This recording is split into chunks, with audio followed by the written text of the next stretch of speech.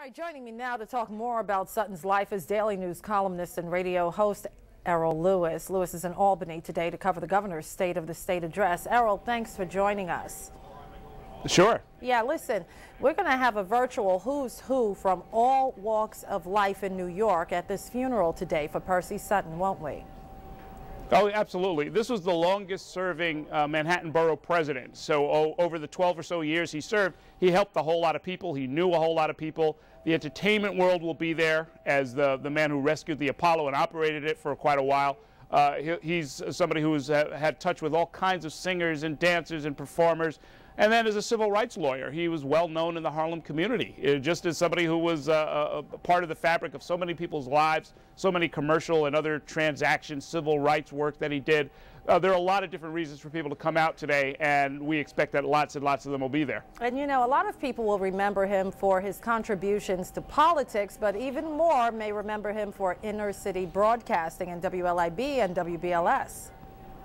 Well, absolutely. I mean, look, this is when they were at their peak over at WLIB and WBLS in the 1970s, they really defined contemporary urban sound when they had Frankie Crocker. I mean, they did stuff that everybody copied. You can go from coast to coast now, and it all basically sounds like you can hear an echo of Frankie Crocker playing all over the place, and that was Percy's station, you know, and I mean, look, there are going to probably be some Tuskegee Airmen there to bury one of their own. This is somebody whose 89 years were incredibly fruitful, incredibly diverse, incredibly broad, and it all comes together today. Yeah, and he had a very interesting life, being that he was a son of a slave. Now, a lot of people may say, how could that be? You know, he's dying in 2010, but he actually was.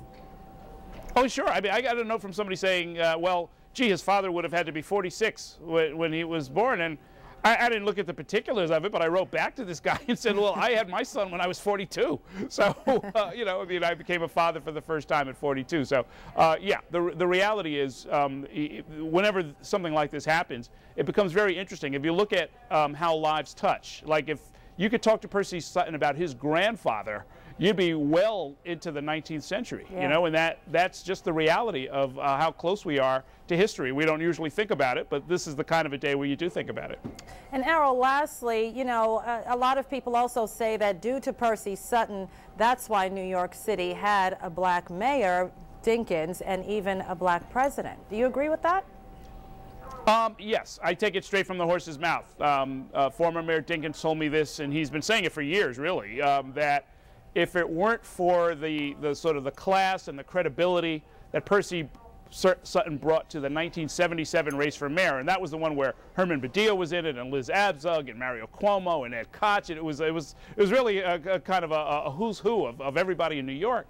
And there'd never been a serious black candidate before, and because Sutton was eloquent, and he was serious, and he was in the running, says David Dinkins, he had a real shot when he ran in 1989. Everybody took it seriously, and it was a crucial part of how he very narrowly won in 1989. Okay, Errol Louis, thank you very much. And a reminder, New York One will have live coverage of Percy Sutton's funeral service at Riverside Church starting at 11 a.m.